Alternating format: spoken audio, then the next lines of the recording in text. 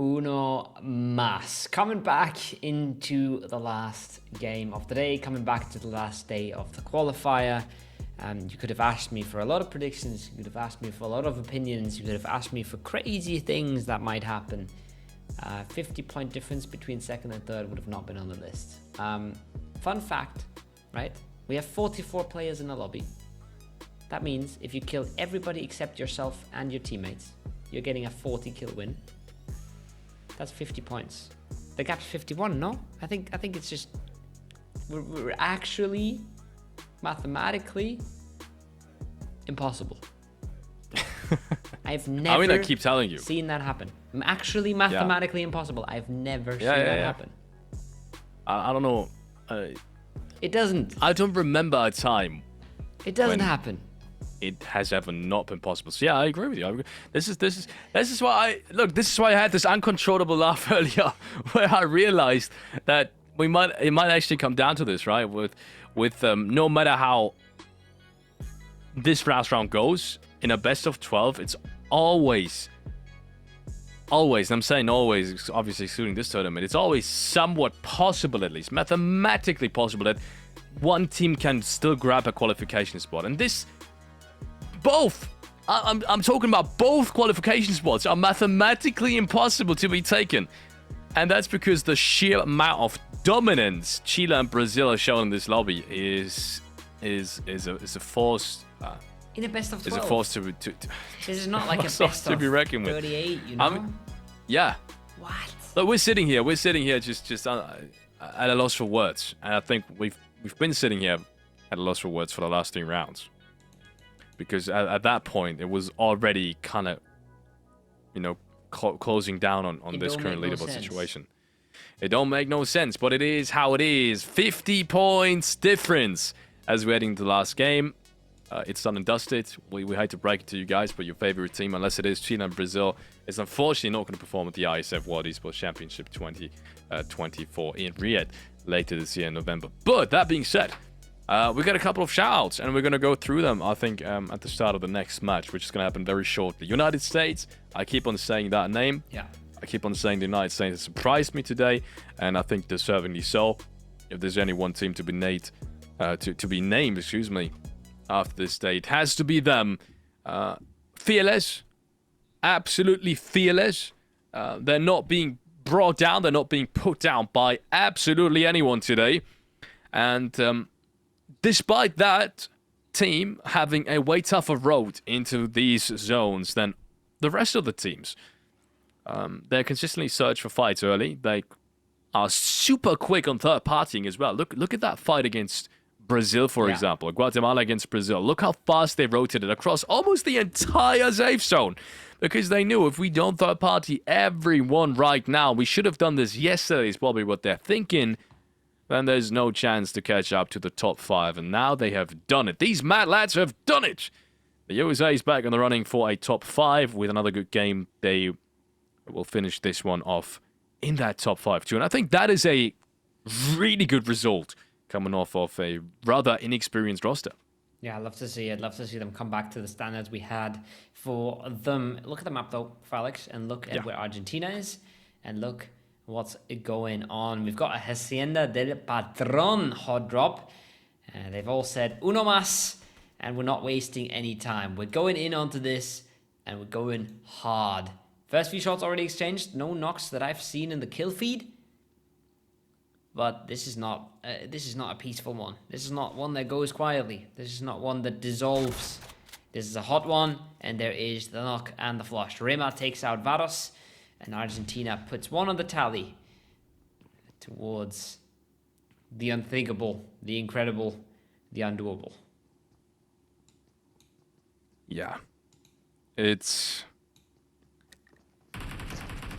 gonna be tough, I think, for anyone to fight Argentina, despite obviously them not having the performance now today that they wanted. But in an isolated fight like this, I think they'll still have the advantage. You can see them pre-firing the corners. You can see their individual skill. Literally just based off of that single pre-fire. And the results are now following. 1 frag, 2 frags. Argentina have now taken every single frag. And that's the first team going out. Panama, unfortunately, we have to say goodbye. You guys have been amazing. Yes, you've been the 10th place team, but then again, you are a rather unexperienced, a rather small region at the PUBG Esports Cosmos, but I think you've made your country proud. You've played every single match. You've shown us some really good fighting ability as well. Yes, it's happened. Unfortunately, just not quite enough as much as we would have hoped for it to happen, but I think finding a couple of good clips here and there and finding a couple of frags and competing in some of the best teams, obviously, not only here, but in the entire world. I mean, we have some PMSL competition in here. Is definitely a learning experience, and I think that's what it ultimately comes down to, right? Grabbing as much experience off of that tournament as you can. It's got to be the goal for most of the teams in the lobby right now. It's got to be the goal for almost anyone still competing. And now we're absolutely in the territory where... Whoa, jeez, Trent. All right, calm down. Where was this Trent in the last 3 hot drops? Yeah. Would have loved to see that a little earlier. If you're a Suriname fan, and we know there's plenty of Suriname fans, but there's a third team rolling on in. Ecuador is saying, well, this is not really going according to plan, is it? Colombia has knocked on the door. Colombia has found 1, 2, 3 entries into this. And if you were still believing in the Argentina dream, I think they were able to lose 1 kill to a different team out of the whole lobby. That's now been brought up to 7. It's over. It's not over for Trent though, but this would be another crazy, unthinkable thing. And he does step into the nade, doesn't hear it in time. Colombia with another push towards the leaderboard that might net them a 3rd place. Good stuff from Darian. Makes it out of this city alive at the very least. He's going to be able to continue playing this game. Rest of his team, obviously, unfortunately, has fallen short here in Monte, but it's been a 3-way fight this time around. So that makes it even tougher. Eureka, how the hell have you not got a car in Chumazera? Because he is probably rotating on foot right now. But yeah, either way, 2 teams taken out of phase 1. I think at this point, with everything being decided already, it's become clear that, just judging by these first 2 fights, that no one is really taking this as seriously as the first couple of rounds today, where everything was still possible. What a dreamy world we lived in back then. That's changed drastically with Brazil and Chile literally trading wins back and forth. And there we have them. The one hope that we had for today, to make anything a little bit more exciting, Argentina still 4 alive in the early stages. Looking to solidify their position in 3rd place.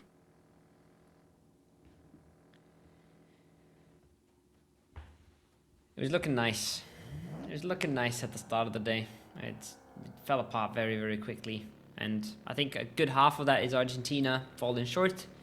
A good half of that is crazy stuff coming out of Brazil and Chile. Just unbeatable today, both of them. Just not meant to be, Chile in another situation where they're trying to grab some kills early, they're trying to get aggressive, and Potro probably gonna nail 1 out of that. Car has to be careful he doesn't get run over. Doesn't wanna die to the roadkill. Now, maybe wants to go for a bit of a reset. He's in a 1vx here. He can't decide what to do, Felix. He can't decide if he wants to run away with it or take the fight. Runs away last second. That might cost him his life. He has a little bit of cover from his teammates from afar. He might just get himself out in time here. I think he's just done it. But there's more shots coming over. Legal doesn't want to get himself knocked though, so Potro stays alive for just a while longer. He's still got a monstrous task ahead of him, as Colombia is slowly but surely closing in on him. And yeah, I mean, that crossfire is perfect now, right? And Potro does the only smart thing, which is cooking up a nade, trying to deny Legal that direct breach, but somehow no one's watching anymore. I say that, but there goes Molina, picks him up, and there's once again nothing to be done about this. Perfect crossfire coming in from Legal. He repositions to take him down, to give him nothing short of that one nade in terms of making something happen, and that nade didn't even hit in the first place, so not only that worked. It is a quick trade coming in from Simple, but Legal has been knocked down, so that means the rest of the team now has to follow suit and rotate down the hill if they want to save him.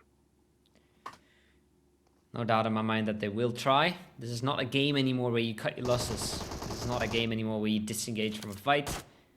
This is a going all out or nothing kind of situation. Achilles caught now makes things a little bit harder for Melina and Malcolm.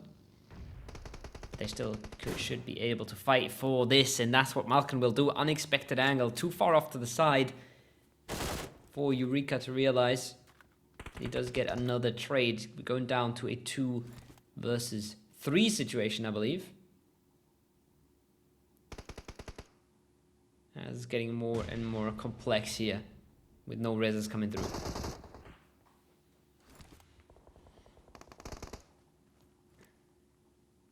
More shots now. Elite. Actually, Malcolm. It's a pretty good pickup because no one's there to trade him. Molina is a ridgeline over, and he's now in a pretty tough spot as well. Wow, Elite somehow makes it work. I mean, he was the first one to receive damage, but his A, I mean, He's wow. better. Yeah, he's literally just better in this instance. His sidestepping was absolutely pinpoint perfect. He dodged the bullets like Neo and Matrix, to be honest. That's what it looked like. So, good pickup from Elite, as Chiller will secure 4th kill here in this instance. Phase 2 only, and we have 7 teams remaining. Go. That's crazy. That really is the pinnacle of this tournament, is it? It's been a lot of slow early games, and it's been a lot of crazy late games. But now that it's pretty much all over, everybody's just throwing the playbook in the wind. Ecuador 1 alive. Colombia just taken out. Suriname and Panama gone with the wind. And the top dogs still winning out on their fights. 141 for Chile. 11 points for Brazil to catch up. You would usually say that's tough. You would usually say that's tricky. But with half of the lobby done and Brazil 4 players up, I wouldn't doubt it for a second. I would even, as dumb as that sounds, I would almost put them as the favorites here versus Chile. Yeah. More shots back and forth. Uruguay has had big highs today as well, but even more lows, unfortunately. Joaquin there with a bridge camp in phase 1. I'll never forget it, honestly. I'll always look back at this round and be like, this guy denied 2, maybe even 3 teams and countries, obviously, an entry towards military base. Not even once, but for the next 10 minutes in total, even though he wasn't even there anymore. Just because of 1 knock and a couple of shots in phase 1. And all because he ran with an M4 and nothing else straight towards the bridge after the first couple of buildings. What a madman. Mad lad. Joaquin, I'll never forget it. What a madman. Mad lad. They've done a lot of work today, Uruguay. They've done really good things. They almost got a back-to-back in the first 2 as well. Just stopped by some really good plays by Brazil, and could have maybe had a bit of dreaming as well if they strung a few rounds together. Small neighbor country of the Argentina that just hasn't been able to do it today. Hasn't been able to continue their form from yesterday. Still impressive stuff, regardless, right? Like, you can't fault them. You can't complain. It's just us casters wishing for a little bit more spice in the tournament. But they've done a really good job yesterday. Good job yesterday, unfortunately not enough today to really make an even bigger mark than what they already have. Same could be said about these top 2 teams. No one's really safe yet in that one spot. It's going to come down to that very last game that we have at hand here. Brazil looking to close things out to secure themselves a really good compound. Potentially the best compound with this current circle. And it's all 4 players still alive. Same, I do believe, cannot be said about Chile, obviously. With them having lost players in the early stages. I think it's just Elite and Simple left standing on the western side. Uruguay has got a pretty wide split as well. This is a pretty dangerous split, but a pretty risky one, and I really dig it. May even get an airdrop to reward themselves with. That what happens. Take risks, take big splits, and you get an airdrop to top it off, and maybe even opportunity to use that MG right away. Simple drives to that main road from east to west, or north to south, rather, judging by his POV and the map in general. But he will be denied that first pickup right away. Potential fight for the Chilenos, but it's not looking like they're super interested. They're more interested in just improving their position a little bit, but very quickly caught off and cut off by the Uruguayan squad. Huaco, though, on the other side will fall, so he's been going a little too deep. Been going a little bit too far. Excuse me. Where is that accent coming from? But I'm not sure if Elite had an idea. He does now. He does have to react quick, though. That's 3 gear and an MG3 on the other side. He's running circles around them. They've brought this into a 2v1. Somehow it's going all sorts of wrong. It's a chaotic fight. The doors are closing. Cue the Benny Hill theme. As Siete, his teammate, is completely on the other side of the map. 2v2 now. Yeah, 2v2. And yeah, as you said, no one's really there to hold. And look at this. Siete goes down in the meanwhile. They're being breached from both sides. It's going to play perfectly into the hands of Chile. Unfortunately, I don't think Chile knows that this is Uruguay right above them. So, if I'm not mistaken, they have no idea that someone from that team literally just got taken down on the other side of the map. If they would know this, I think they would know that this is a 2v2. But for right now, they can just assume that it is based off of the amount of angles that the people have gotten onto them. And it's not been many. Only one player outside of the building, obviously. It leaves limited space for anyone to be at. They are playing it slow. They don't want to go out just yet. The lead even is repositioning.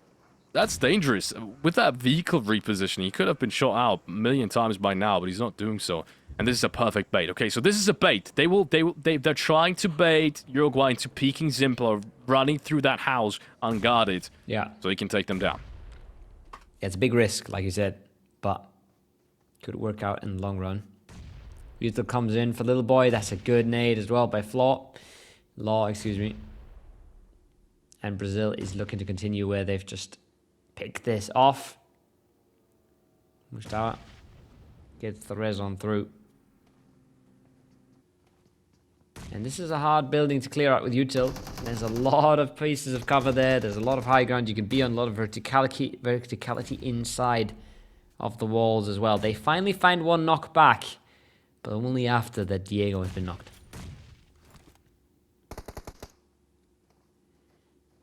One more nade coming in. Might just be enough, but it doesn't hit. Unfortunately, it would have gone towards the left-hand side of the building. Maybe the United States would have been taken down, but not like that. This is a good nade, though, kid. Takes down Diego. And almost immediately, Brazil knows that there's nothing more to gain from us here.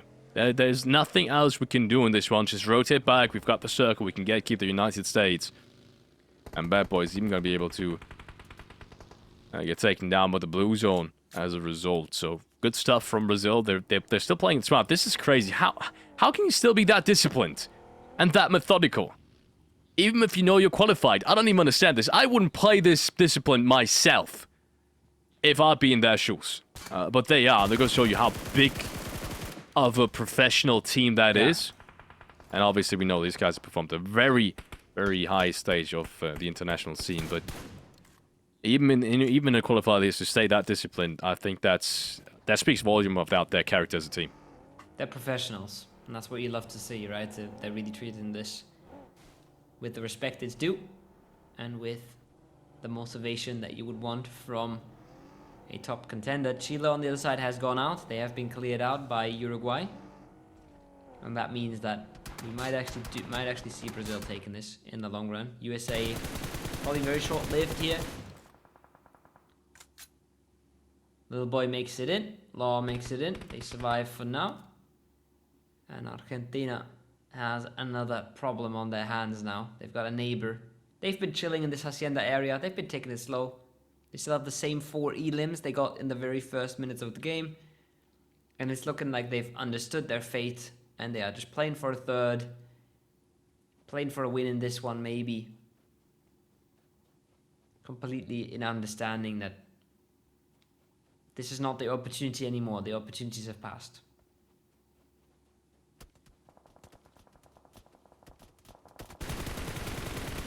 Zone might not even matter as much, to be honest. This is a really far pickup, actually. Nuts shots. That's actually nuts. Jerry taking down Lauritsen. Mystic, I think, was there for the flush. And that means we might not see a Brazil or Chile dinner to close out this game. With that being said, though, still 2 players left alive, and Law especially standing. So, I might get ahead of myself here. Uruguay, meanwhile, being taken down by the United States. These guys are fragging as well. They've never stopped fragging. They will stop fragging now. USA, the next team to go out, as we have only 4 teams left alive. 12 players! And we have to say goodbye once more to the United States. They've shown us great strength, great willpower throughout this last day. Yesterday, unfortunately, is where they've missed the chance of really doing anything special. That's what they really had to get a feel for the lobby first. And in comparison to how Chile and Brazil started this one, it was just a bit too late. Too little, too late.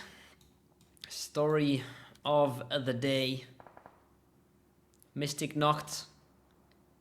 He's been the cornerstone of this Argentinian success, but not showing up to the same extent. I think he's still in the top 5 performers overall. I think he's been pushed out. Maybe last game, maybe the game before that. Yeah, I think after game 10, he was still in the top 5 performers, even though they've had a really abysmal day. But it hasn't been enough, and now in this 4-team situation, they're looking decent. They're looking good. They have a lot of control. They have a lot of high ground. They have a good chance to win this game.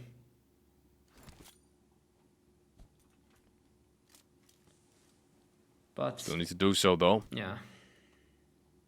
And it's also not out of the realms of possibilities that we just see Brazil running away with it. You know, we know they can do it. We know they've done it time and time again. I'm not counting anyone out here. Not counting anyone out yet either, but I'd like to see Guatemala now actually take it home.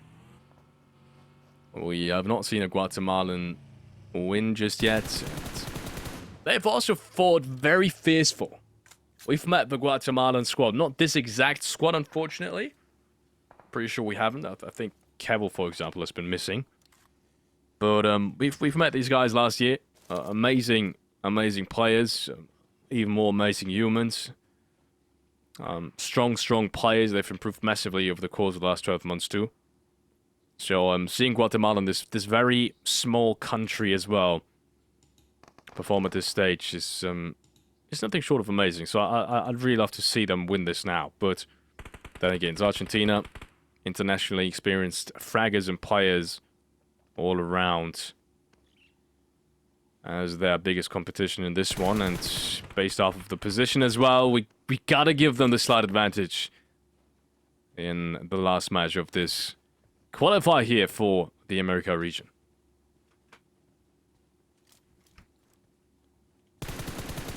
Slow one for Guatemala. Not a crazy game for Argentina either, but they've at least started it with a bang, and they've slowed down massively since. Guatemala really been taking their time, playing position, while a lot of the lobby was just going crazy.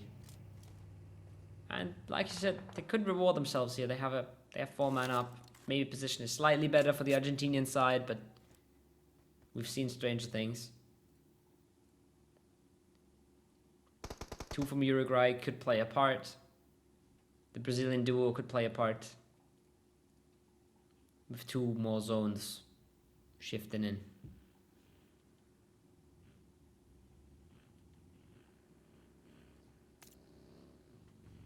Doors gonna close soon. As Uruguay slowly but surely is closing in on Argentina. And Argentina, in the meanwhile, hasn't really moved any of their plays. Still Rema playing up close, 2 players up on the buildings. While Guatemala in the very far distance as well is going to be the team now rotating on through. I think that's going to be the next fight that we're seeing as well.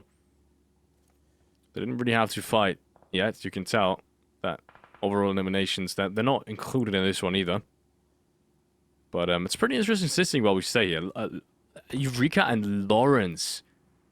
Lawrence Zinn actually has they both have 23. They're both in the 1 spot right now, tied for overall eliminations.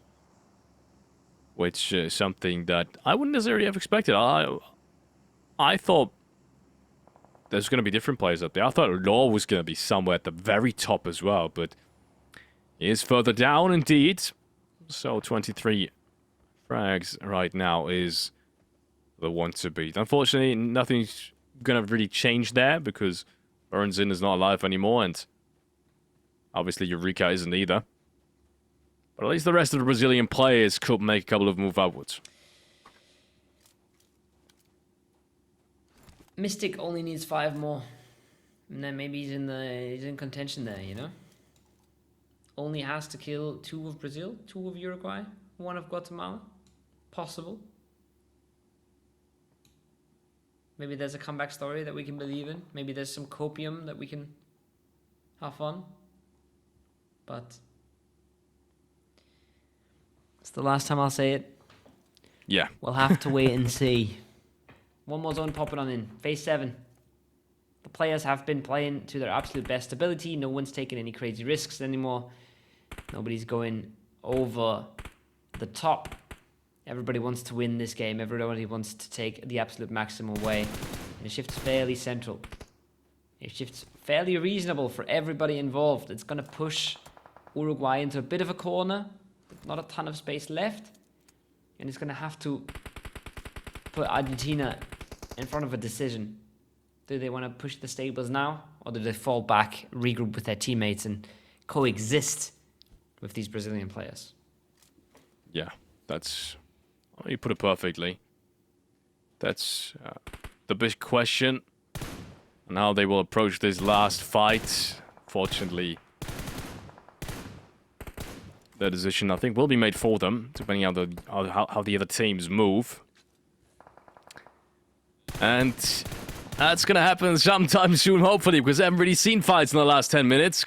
We got to wake back up. It's unfortunate, but with 4 teams, I don't think I've seen this ever before. From phase 4 and 5 onwards, everyone's kind of got a position at that point. You don't really need to fight, so you can kind of just chill. You know, let it work out for you. And I can understand why. I mean, if 2 players from Brazil are literally in the wires right in front of you, you would think twice about breaching them. Yeah.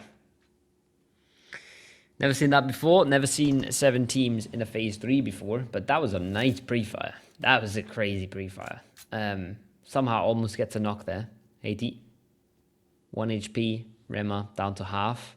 1 more bullet could have done the trick. Could have brought a player down. Could have made this endgame all but possible for the Brazilian squad. Now, Uruguay, as expected, have moved towards the zone, but have been stuck to a corner. Not a lot of space for them. Same is true for the Brazilian duo.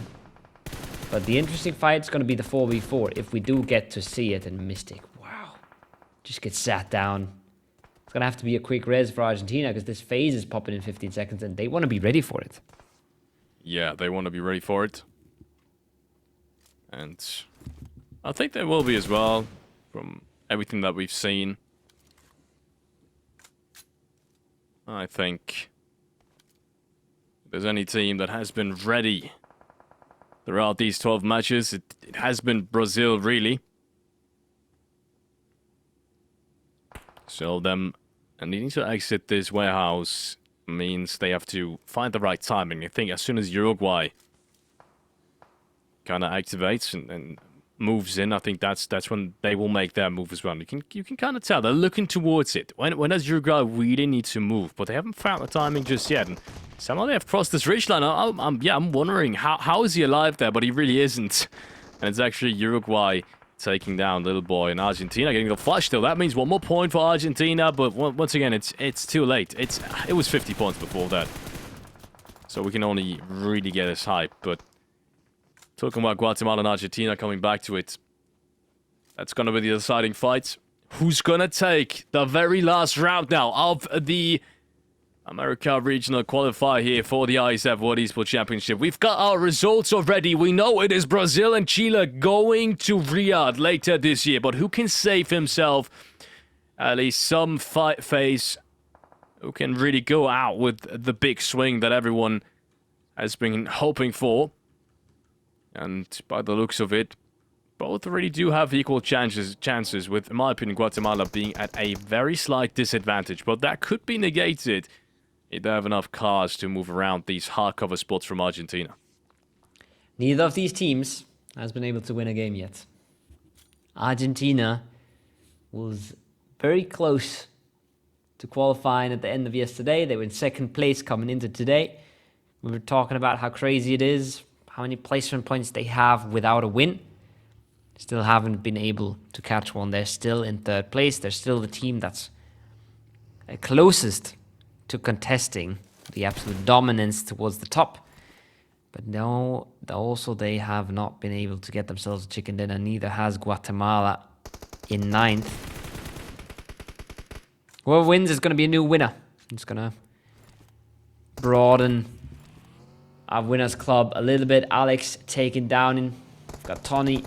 The man's been putting up numbers. The man's been late alive. And Mystic, look at this. Mystic has a free kill right in front of them. It's not converting it just yet. The shotgun comes on through. The support comes on through. Rema is really just putting down the numbers in Argentina in the last match of the tournament. Wow. They're finally coming alive. They're storming over this. They want to close this out nice and quick. Ooh. Tony with a big shotgun. But it's not enough in the end.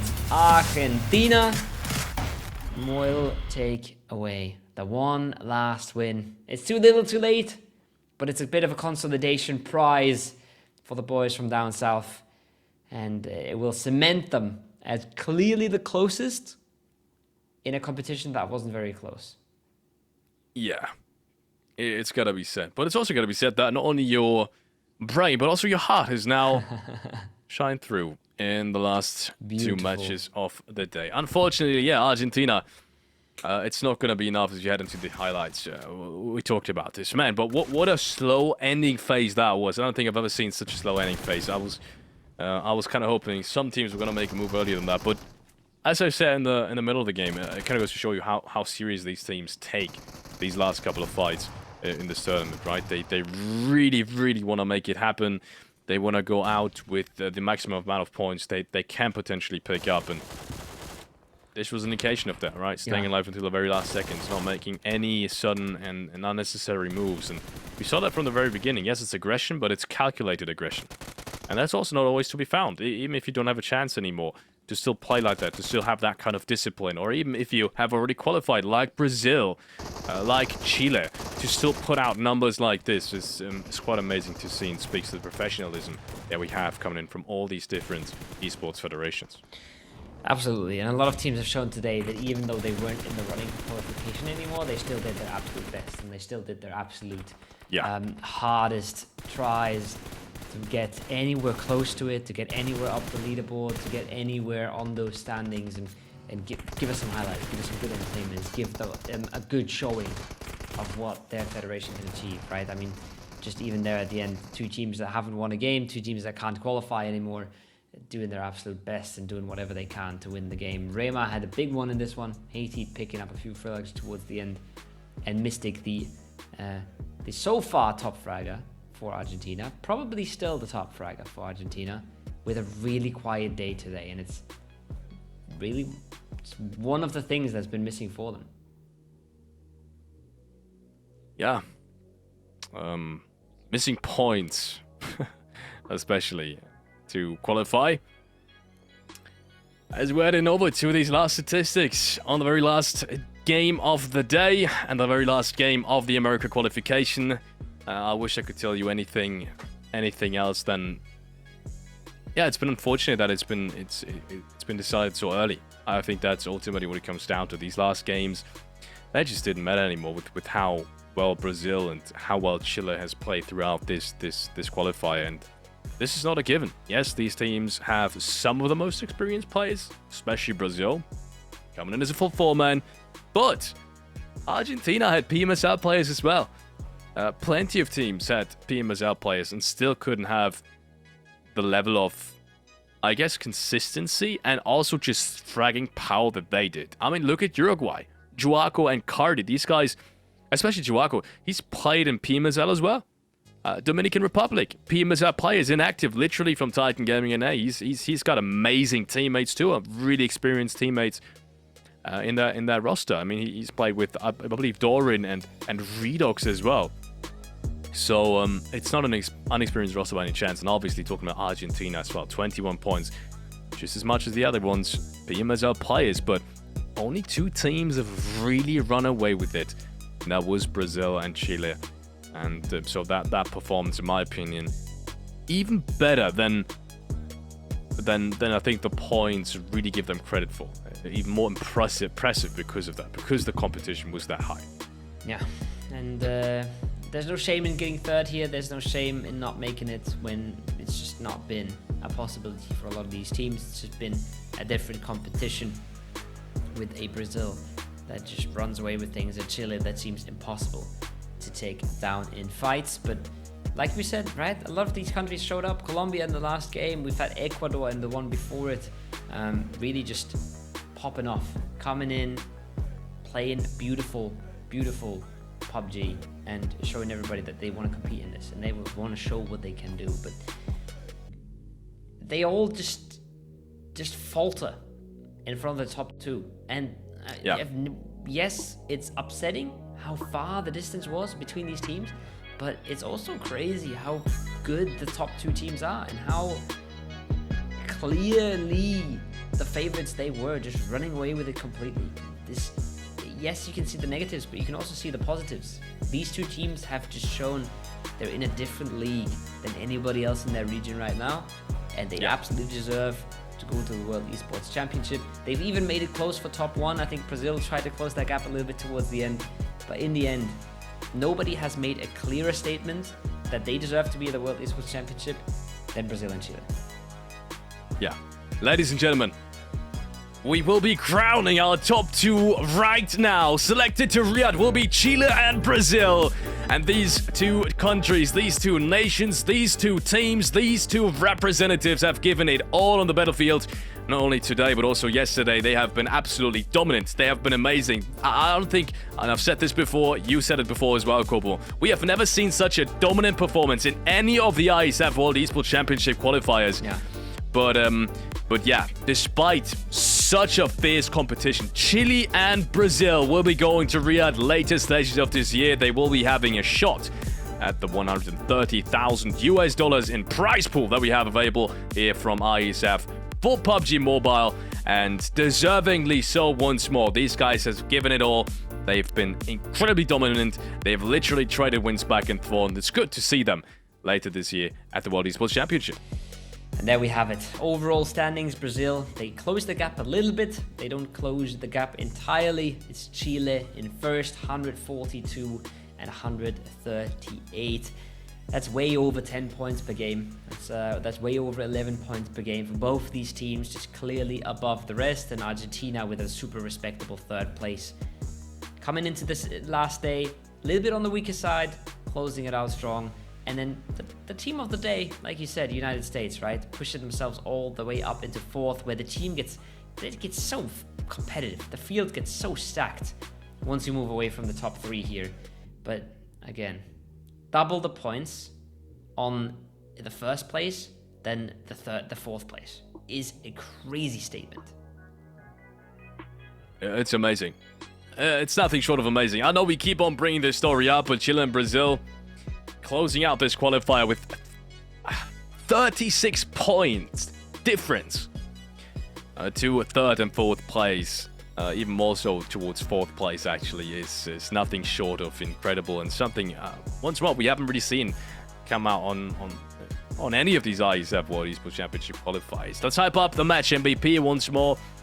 It is obviously a player from Colombia. It is Molina picking it up. We've seen this guy perform amazing throughout this qualifier process. Very unfortunate it hasn't been enough. Let's take a look at some of these top performance. MVP will be taken by Lorenzen. Who would have thought? The 5th man for Influence Rage, the representatives coming out of Brazil. 24 elims.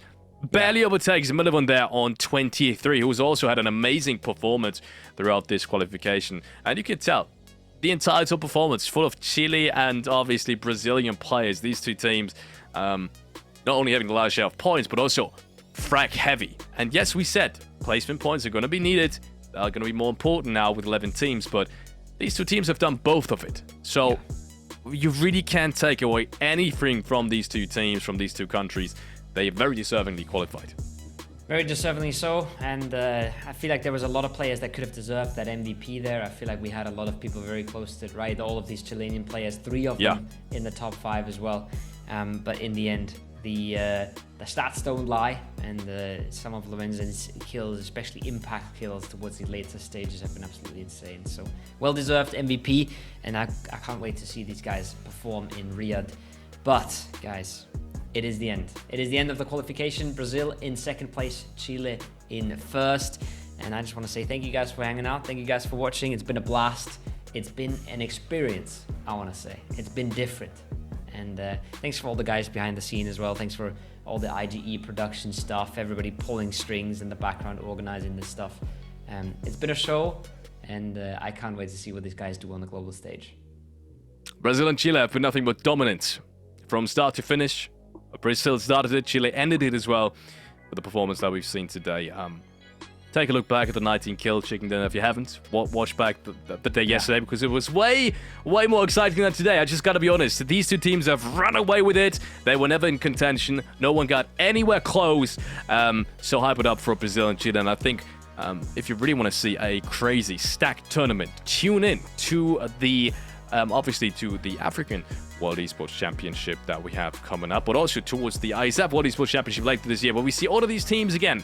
All of these teams is a little bit of an overstatement, but at least Brazil and Chile. And I think at this point, it's going to get a tiny bit closer. And by tiny bit, I mean it's going to go down to the wire. That I'm sure of. So, ladies and gentlemen, make sure to tune in and obviously subscribe and follow the rest of the IESF socials. And obviously, thank you so much to the production and everyone out there watching. Ladies and gentlemen, it's been a blast. See you guys in the next one.